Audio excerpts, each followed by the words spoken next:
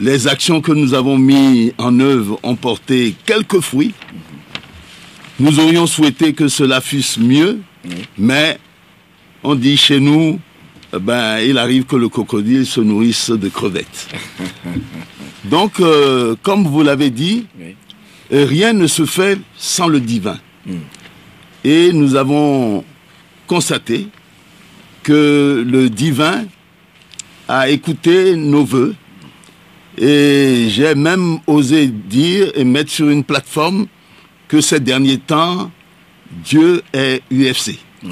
Donc nous sommes allés chez nos frères de confession musulmane pour prier Allah, c'est toujours Dieu, et nous avons été heureux qu'il nous ait entourés pour adresser les remerciements du président national, de tous les militants à Allah. Et le dimanche, nous étions à l'église Sainte-Kizito pour nous plier à ces mêmes formalités, en reconnaissant que Dieu est au commencement et à la fin de toutes choses.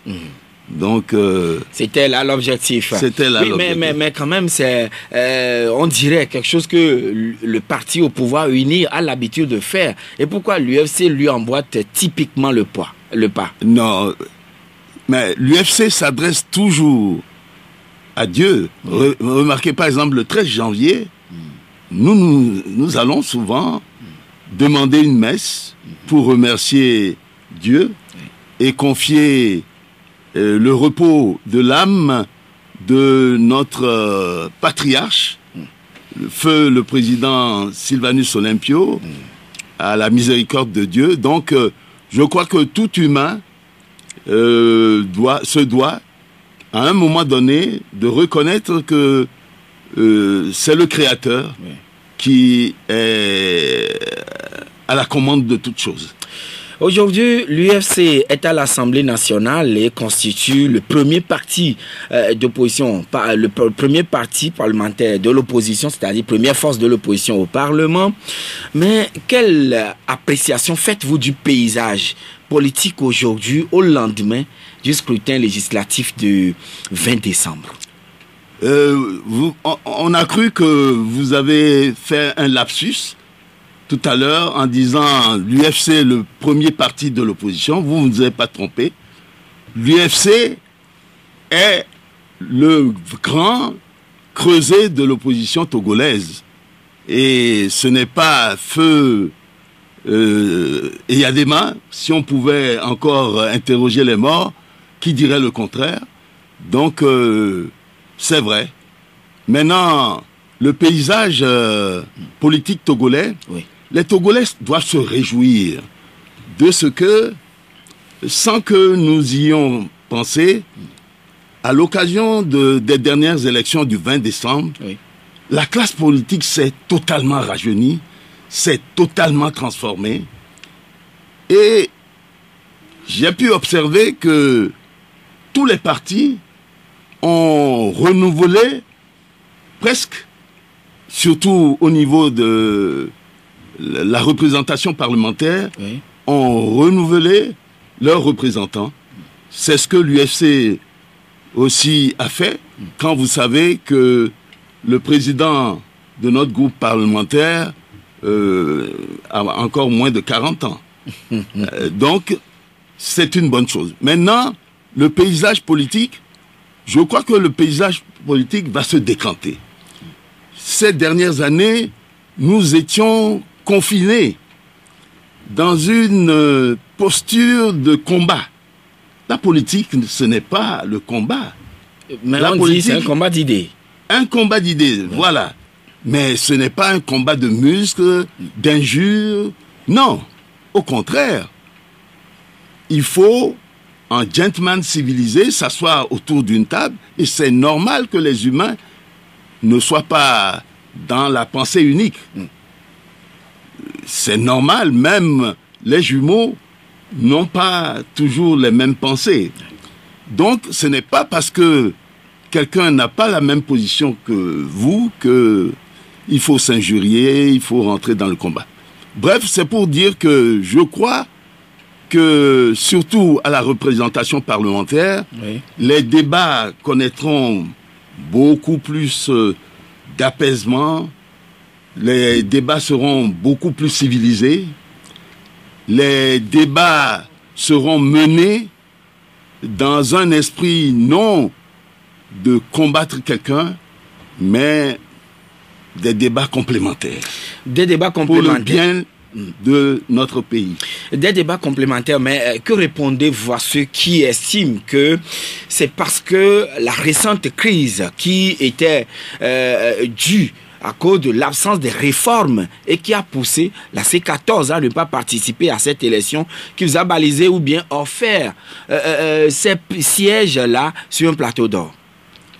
Ben, c'est triste de croire que dans un pays, seuls certains hommes, certains esprits ont le monopole du savoir, le monopole de ce qui est bien pour le Togo, le monopole de l'amour du Togo. Et quand ils ne sont pas là, donc le Togo n'existe plus. Vous voulez dire que ceux que les Togolais ont choisis pour aller à la représentation parlementaire ne sont pas des Togolais. Ils sont tombés de la planète Mars. C'est des Togolais qui sont là-bas. N'en déplaise à certains. Il y a 91 Togolais qui auront à se pencher sur les sujets, les lois les concernant sujets le pays qui intéressent le Togo. N'en déplaise à certains.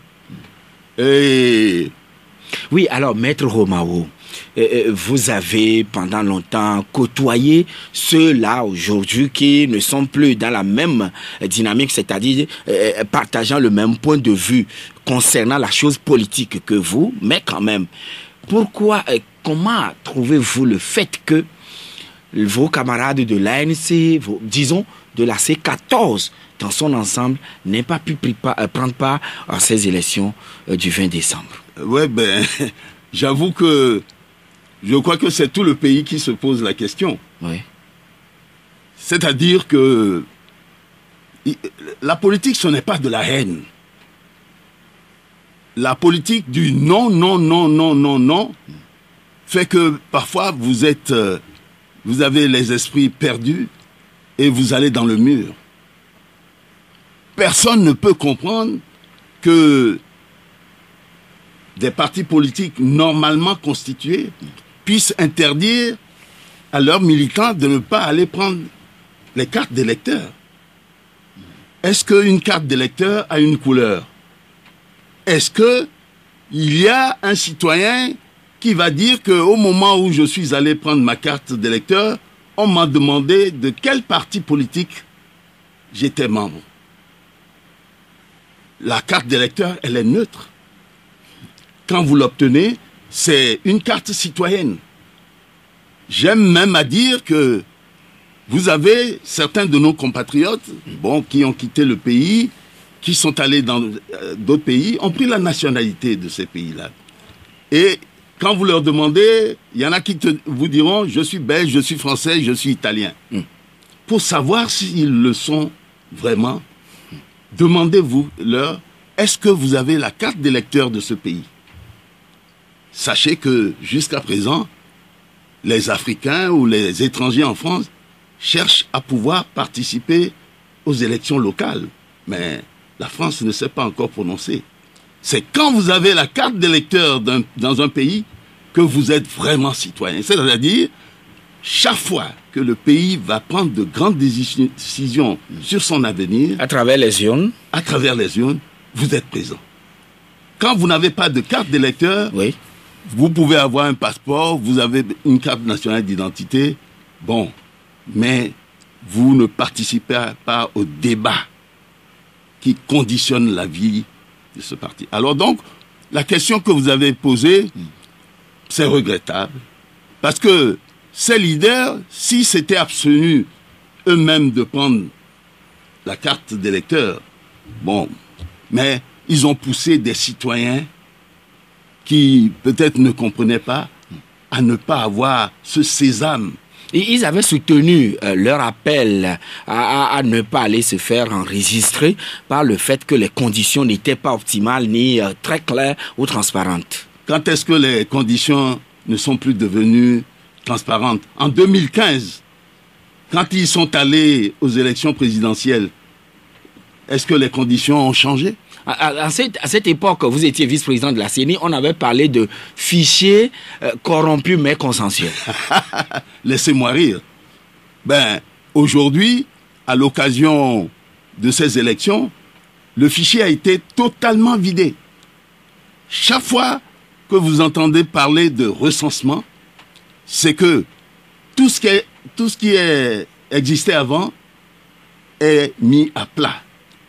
Donc, les citoyens qui sont sur les listes sont les citoyens qui obtiennent la carte d'électeur. Et c'est l'occasion pour moi de dire que c'est vrai, les peuples ne se contentent jamais de ce qui se passe chez eux. Le Togo est l'un des rares pays où la carte d'électeur vous est remise main à main, directement. Dans beaucoup de pays, même dernièrement aux élections du Sénégal, les gens étaient en train de chercher leur carte d'électeur comme on le faisait vraiment par le passé au Togo. J'ai été surveiller les élections au Mali tout récemment. Le même dimanche, je vois des gens agglutinés dans une salle. Je demande, mais qu'est-ce qu'ils font là-bas? On dit qu'ils sont en train de chercher leur carte d'électeur. Mais le jour du vote. Le jour du vote. Et c'est pourquoi, sur 15 000 électeurs, vous verrez que le président de la République n'a été élu que 15 millions d'électeurs, excusez-moi, inscrits. Le président de la République n'a été élu que 1 700 000 et quelques. C'est vrai, les gens ont vainement cherché leur carte d'électeur, ils ne l'ont pas trouvé. Peut-être c'est fait à dessein. Peut-être c'est fait à dessein. Au Bénin à côté, oui. C'est la même chose. Au Sénégal, j'ai été surpris de constater que les gens, après s'être enrôlés, vont maintenant chercher leur carte d'électeur. Donc la commission électorale, le Togo est en avance sur d'autres séries. Totalement, sur tout, en tout cas, sur le papier, tout au moins, le Togo est en avance. Oui, alors vous avez dit tout à l'heure que actuellement le fichier électoral, si on doit parler de recensement, tout est à plat et puis c'est un fichier fiable, on dirait. Totalement fiable. Alors, mais comment expliquez-vous le fait qu'on ait pu parler de 38 000 doublons et de 33 000 mineurs inscrits? Merci de me poser cette question. Puisqu'à l'époque, vous étiez dans la CENI. Absolument. Oui. C'est normal. Vous savez ce qui cause les doublons? Généralement, il y a des doublons qui sont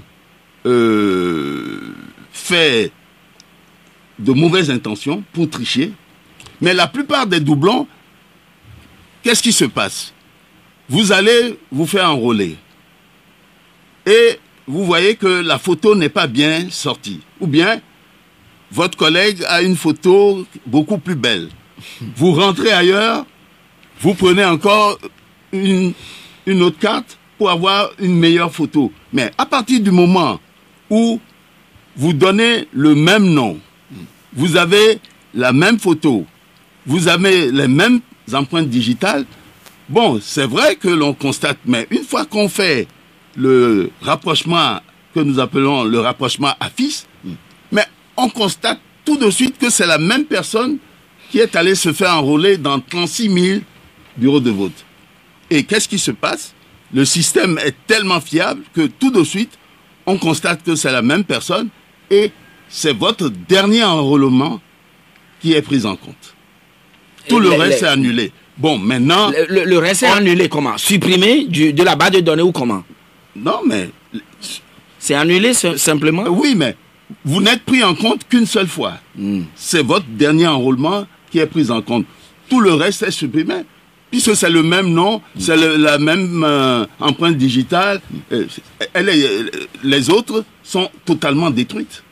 Immédiatement détruites. Puisque la liste électorale sera confectionné en fonction de ce seul enrôlement. Oui, en tenant compte du seul et le dernier enregistrement que vous avez fait, enrôlement que vous avez fait. Oui, mais parlant des mineurs, Oui. à cette époque, ou bien disons en ce moment-là, les réseaux sociaux, même les médias, ont alerté la CENI que voilà, des choses pareilles se passaient ici et là, mais vous avez minimisé, ce n'est qu'après, au moment de la compilation, que vous vous étiez rendu compte. Mais comment avez-vous su que c'était des mineurs à hauteur de 33 000? Et Joachim, je crois que c'est vrai que j'ai été ancien vice-président de la CENI, mais je crois que vous m'entraînez sur le terrain de la CENI alors que je suis venu pour l'UFC. Je sais. Et je n'ai pas été mandaté par la CENI pour parler de la CENI, mais néanmoins... L'occasion faisant le larron. L'occasion faisant le larron. Il y a une erreur qui a été dite. Il n'y a pas eu 36 000 mineurs. On a surtout parlé des doublons. Mais dire qu'il n'y a pas eu de mineurs qui ont essayé de se faufiler... Mais vous savez, l'athlète féminine sud-africaine, oui. Ben, elle est là. C'est mignon. C'est mignon. Elle a son âge, mais on refuse de croire à son âge et même à son sexe. Oui. Ben, c'est vrai que tant que nous n'aurons pas tous des pièces d'identité, et ça, c'est le talon d'Achille de notre système électoral, tant qu'il sera admis que des gens viennent sans pièce d'identité et que ce soit des notables et des chefs traditionnels qui sont des humains qui tranchent non seulement sur la nationalité de l'individu qui se présente et qui tranchent sur leur âge, ben, qu'est-ce que vous voulez? Il est temps qu'au Togo, qu'on fasse une campagne foraine pour faire en sorte que tout le monde ait une carte nationale d'identité. Et est-ce que l'Union des forces de changement qui, je ne dirais pas côtoie, mais collabore avec le gouvernement il y a un peu plus de bientôt 10 ans, est-ce que vous y travaillez pour que ces audiences foraines aient lieu dans notre pays? Absolument. Et au niveau de l'état civil du Togo, je sais que, ce qui est dommage, notre état civil, c'est maintenant qu'on essaie de l'informatiser. Mais c'est vraiment une plaie. Moi, je m'en plains régulièrement. L'UFC en fait part aux autorités que des pays comme la Côte d'Ivoire, tout doucement, se disent qu'il faut qu'on arrive à 0 citoyen sans carte nationale d'identité. Parce que par le biais des notables ou des chefs traditionnels, je ne doute point de leur moralité et de leurs choses, ils feront de leur mieux, mais seule une carte nationale d'identité peut prouver non seulement la nationalité d'un individu qui vient se faire enregistrer, mais de son âge. Aujourd'hui, les choses font que vous voyez un enfant de 16 ans, même 13 ans, vous lui donnerez 18 ans facilement. Oui, le talon d'Achille ou bien la pomme de discorde aujourd'hui entre le parti au pouvoir, disons le gouvernement, et les partis de l'opposition, notamment de la C14, ce sont les réformes constitutionnelles, les réformes institutionnelles et les réformes électorales. Mais quand l'Union des forces de changement avait signé l'accord avec le RPT, devenu par après UNIR, vous aviez tenu véritablement à ces réformes. Ces réformes, bientôt 10 ans, ne sont toujours pas faites. Monsieur Jean-Claude Atouroumao, qu'est-ce qui s'est passé? Vous voulez que je vous dise la vérité? Oui. Les Togolais veulent la vérité. Oui. On aurait été sérieux. On aurait vraiment voulu que ces réformes se fassent. Oui. Eh bien, après l'APG en 2006, on aurait déjà convenu d'une formulation consensuelle de ces réformes, parce que quand on parle des réformes, il faut dire les choses telles qu'elles sont. On veut parler de la limitation du mandat présidentiel. Oui. Ben, on aurait pu l'obtenir par une formulation simple et consensuelle que l'UFC et le RPT, après la signature de l'accord, le 26 mai 2010. Voilà. Et de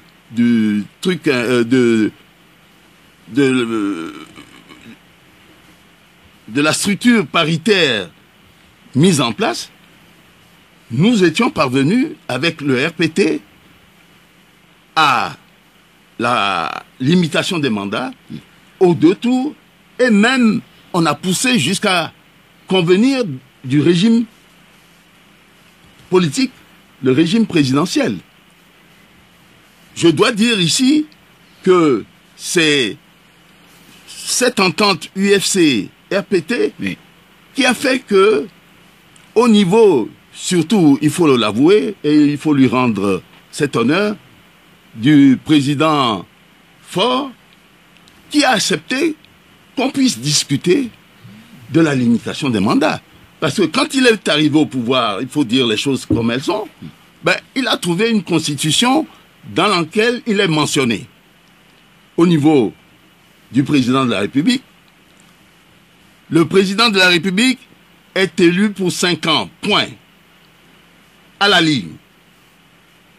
Il est rééligible. Mais comment voulez-vous que... C'est-à-dire, on a sauté le verrou de limitation. Lui, il est arrivé, il a trouvé une constitution. Oui. Voilà ce que dit la constitution. Mais pourquoi aller s'enquiquiner à vouloir changer les choses quand ça ne vous dérange pas? Mais c'est parce que, à la suite de l'accord avec l'UFC, à la suite des entretiens que le président J-Christ Olympio a eu avec le président Faure, que ces 2 hommes d'État ont convenu qu'il serait séant quand même qu'il y ait une limitation de mandat. Oui. Et pourquoi ils ne l'ont pas acté dans la Constitution à travers le Parlement? Pourquoi? Ça aurait été facile, parce que quand l'UFC et le RPT ont convenu d'une formulation de la limitation de mandat qui s'établit comme suit. Le président de la République est élu pour 5 ans. Renouvelable? Renouvelable une fois. C'est la formulation la plus consensuelle. Mais le président Faure et le président J-Christ auraient pu faire passer cette formulation à l'Assemblée. En ce moment, le RPT avait 50 députés, l'UFC en avait 27, il n'y avait que 81 députés à l'Assemblée, donc nous avions les 4/5e. Mais ces 2 grands hommes n'ont pas voulu être égoïstes, surtout qu'ils bruissaient que est-ce que ce sont les fils des 2 présidents qui vont nous imposer la conduite à tenir? Et c'est ainsi que les 2 présidents se sont dit, bon, on va élargir la base de cet accord et faire participer les autres. Et c'est comme ça que le CPDC rénové a été mis en place. Bon, la suite, vous la connaissez. Oui, mais il s'est fait que, à l'époque, M. J-Christ Olympio n'avait pas pris langue avec ceux de l'ANC qui étaient ses dauphins avant la crise, et que c'est la raison pour laquelle ça n'avait pas pu être chose faite. C'est archi faux. Mais vous savez, vous croyez que c'est M. Olympio qui écrit tout? Mais ces 2 lieutenants, Patrick Lawson et Jean-Pierre Fabre, c'est eux qui préparaient tout. L'UFC et le RPT ont commencé, excusez de peu, à s'entendre et à voir les choses de 2005 à 2010. Vous croyez que c'est le président Faure et le président J-Christ qui s'assoient tous les jours pour bavarder? Moi, j'ai fait partie des délégations de l'UFC qui ont rencontré les délégations du RPT. Attendez. Donc, nous avons convenu de beaucoup de choses. Avec la bénédiction de ces lieutenants de M. J-Christ Olympio? Ces messieurs qui ont été toujours les premiers lieutenants du président J-Christ, c'est eux qui dictaient, conseillaient à M. J-Christ Olympio ce qu'il fallait faire. aujourd'hui, je suis surpris. Donc, ils avaient préparé l'accord qui a eu lieu le 26 mai. Non. Ils avaient travaillé sur cet accord-là. L'accord du 26 mai, oui. Je ne sais pas s'ils l'ont pas. Mais l'accord du 26 mai n'est pas tombé comme ça du ciel. Ça a été préparé. Nous avions fait un mémorandum où vous avez pu lire comment progressivement, depuis 2005, les choses ont évolué. Donc, oui, mais quand même, le problème se situe à ce niveau. Il y avait eu une crise au sein de l'UFC à la suite de la signature de l'accord, ce qui a valu la création de l'ANC en octobre 2010. Et donc, M. Jécris Olympio, n'ayant pas pris langue avec les députés de l'ANC, puisque vous étiez divisés à l'Assemblée nationale, c'est pour cette raison que vous n'avez pas pu faire l'accord. Non, pas du tout, pas du tout. Pas du tout, qu'on ne vous mente pas. D'abord, les raisons de cette crise, on ne va pas en parler. Non, nous n'en parlons pas. Mais, je vous dis que ceux qui ont mené tout ce que l'accord a contenu sont ceux dont vous parlez. Ils sont au courant de tout. Aujourd'hui, les Togolais se mobilisent toujours dans les rues avec cet espoir que les réformes vont être faites ou bien opérées. Ces réformes, le Parlement précédent, disons la 5e législature, y a travaillé, mais ils se sont séparés en queue de poisson et les élections ont eu lieu et un nouveau Parlement est en place. Quand est-ce que les réformes vont être opérées? Mais, monsieur l'UFC... Oui, je peux dire que une fois que l'Assemblée aura mis ses structures en place, les commissions, etc., bon, je crois que maintenant, il y a une formulation presque consensuelle qui est là. Et en principe, les choses doivent passer comme lettre à la poste. Il n'y a pas de problème à ce sujet. L'UFC y travaille, le président national de l'UFC y travaille. Il y travaille dans les rencontres qu'il a avec le président de la République. Ouais, les deux hommes se rencontrent et en parlent. Et que répondez-vous à ceux-là qui doutent aujourd'hui de leur participation aux locales prochaines en disant qu'il faut faire la mise à jour du fichier électoral et opérer les réformes avant toute élection? C'est être totalement de mauvaise foi que de parler de mise en jour de fichier. Je vous ai dit que, justement, si au niveau de la CENI, si au niveau du gouvernement, puisque c'est le gouvernement qui instruit, nous avons choisi le mode de recensement et non de révision, c'est pour remettre tout à plat. On les invite à venir à la CENI. La CENI, c'est la maison où se confectionnent les élections et qui est chargée de la supervision. Lorsque quelque chose vous semble flou, la maison de verre qu'est l'UFC, il faut venir. C'est la maison des partis politiques à venir de discuter de tous les points et à exiger. Et les portes de M. Jécris Olympio sont grandement ouvertes? Alors là, s'il y a une porte qui reste tous les jours ouverte, non, c'est pas pour... peut-être vous le savez. La porte de M. Jécris Olympio, c'est un homme qui aime recevoir les gens, bavarder. Il n'a pas de tabou, il n'a pas de langue de bois. Donc, je vais vous dire quelque chose. Vous savez, M. Olympio se plaît très souvent à aller sur le campus, bavarder avec les étudiants, à recevoir les syndicalistes chez lui. Toutes les personnes, les enseignants, il nous envoie souvent, lorsque ça ne va pas, parce qu'il doit en discuter avec le chef de l'État. Il ne veut pas seulement se fier à ce qu'il y a dans la presse ou ce que certains journalistes disent, et même le pouvoir. Il va se renseigner personnellement et il se déplace personnellement. Donc, c'est un homme qui s'informe.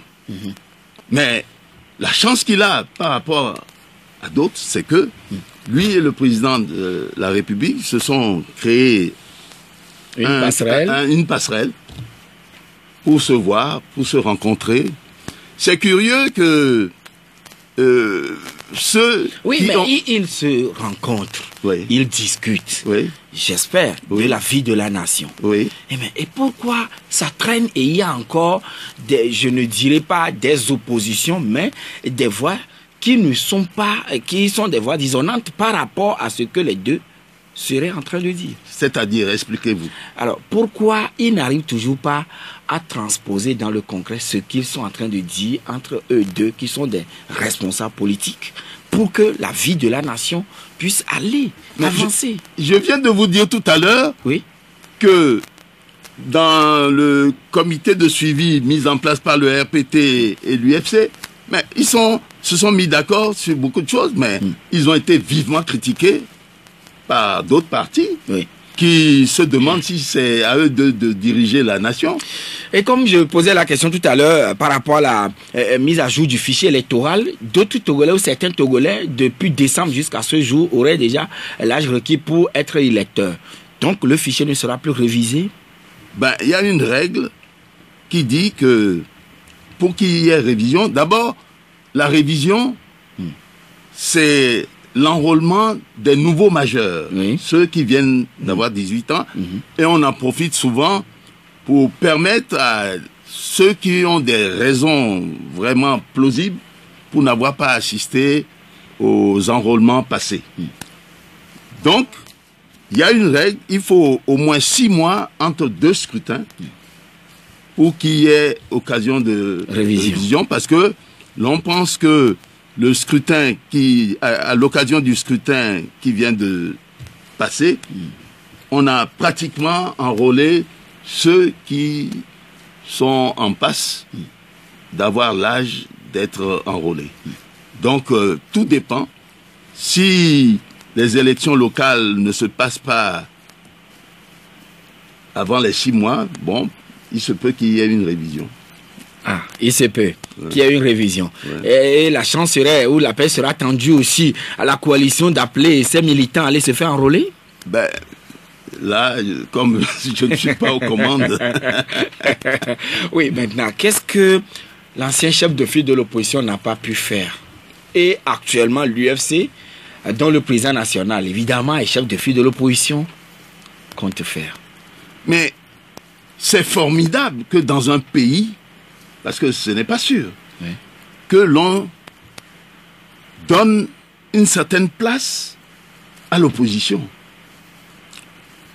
Le chef de file de l'opposition, c'est une institution, c'est créé par une loi.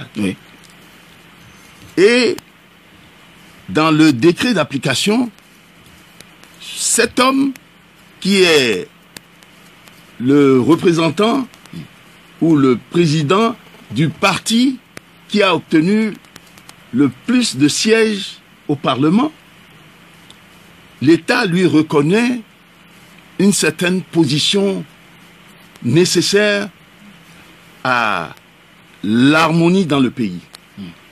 Donc le chef de file de l'opposition a cette stature qui fait que il doit pouvoir rencontrer la direction, le chef de l'État, les membres du gouvernement. Il doit pouvoir être présent aux occasions solennelles du pays. Il doit pouvoir répondre quand on le sollicite.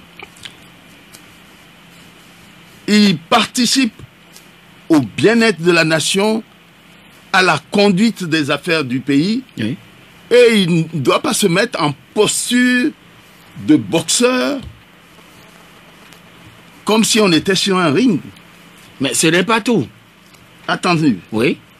Maintenant, le chef de file de l'opposition doit rassembler toute l'opposition. Doit rassembler toute l'opposition. Toute l'opposition.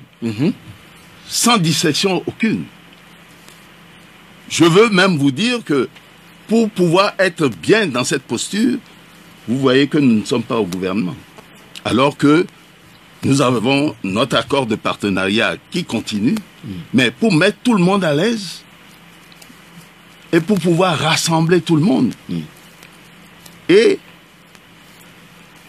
le chef de file de l'opposition doit, j'aime à le dire, doit être la courroie de transmission entre les volontés de l'opposition et le pouvoir. Ce que le président J-Christ Olympio fait et a toujours fait.